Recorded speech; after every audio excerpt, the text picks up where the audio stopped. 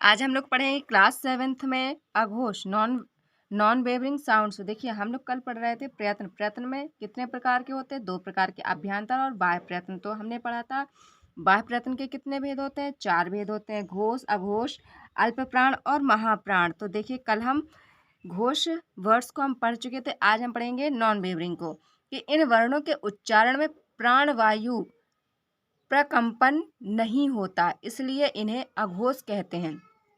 सभी वर्णों के पहले और दूसरे वर्ण क, ख, च, छ, ट, ठ, त, थ, प, फ तथा श, श, सा वर्ण अघोष हैं। इनकी संख्या 13 है। देखिए सभी वर्णों के पहले और दूसरे वर्ण, तो देखिए जो हमारे वर्ग होते हैं, सभी यहाँ पर वर्गों हैं, तो जो हमारे वर्ग होते हैं क, च, ट, प, तो ये इनका जो पहला और दूसरा वर्ग होता है, दूसरा वर्ण होता है, उनके शब्द क्या होते हैं, अघोष होते हैं। ठीक है, चलिए अब हम पढ़ेंगे अल्प प्राण नॉन एस्पिरेटेड। जिन वर्णों के उच्चारण में श्वास वायु कम मात्रा में बाहर निकलती है उन्हें अल्प प्राण कहते हैं। जैसे सभी वर्गों का पहला, तीसरा और पांचवा वर्ण, जैसे कि क और गा। तो देखिए का वर्ग का पहला अक्षर है और गा हमारा तीसरा अक्षर है, और डा का वर्ग का पांचवा अक्षर है। तो इसी प्रकार से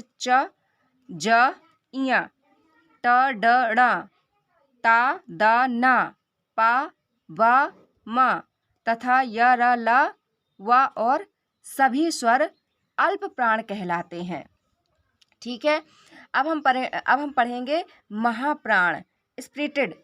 जिन वर्णों के उच्चारण में प्राणवायु अधिक मात्रा में बाहर निकलती है वे महाप्राण कहलाते हैं। तो देखिए जिनको बोलने में हमें ज़्यादा मुंह खोलना पड़ता है, या यूँ कहिए ज़्यादा उच्चारण के लिए ज़्यादा लंबी सांस लेनी पड़ती है, तो अधिक मात्रा में बाहर निकलती, मतलब जो हमारी जिस ऑक्सीजन को हम लेते हैं उस ऑक्सीजन को अधिक से अधिक मात्रा में बाहर निकालना पड़ता है, वही होता है कि उसे उन्हीं हम वर्णों को क्या कहते हैं, महाप्राण कहते हैं। तो देखिए जैसे कि प्रत्येक वर्ग का दूसरा और चौथा वर्ण, जैसे का वर्ग का दूसरे नंबर का और चौथे नंबर का, तो देखिए क, ख, खा के बाद ग, घ, ण, तो देखिए कि दूसरे नंबर पर कौन सा है, खा है, और चौथे नंबर पर घा है। तो देखिए यहाँ पर ख, घ, छ, झ, ठ, ढ, थ, ध, फ, भ और श, श, स, ह महाप्राण है। तो ये जो हमारे वर्ड्स हैं, ये जो हमारे वर्ण हैं, ये हमारे कौन से हैं, महाप्राण हैं।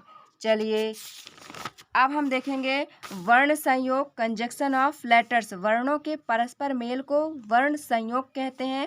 वर्ण संयोग 2 प्रकार से होता है, पहला व्यंजन का स्वर से संयोग, दूसरा व्यंजन का व्यंजन से संयोग। चलिए इसके बारे में हम कल पढ़ेंगे, तब तक के लिए लाइक एंड सब्सक्राइब, और आप फ्रेंड्स कमेंट्स में हमें बता सकते हैं कि आपको ये वीडियो कैसी लगी। Okay, thank you.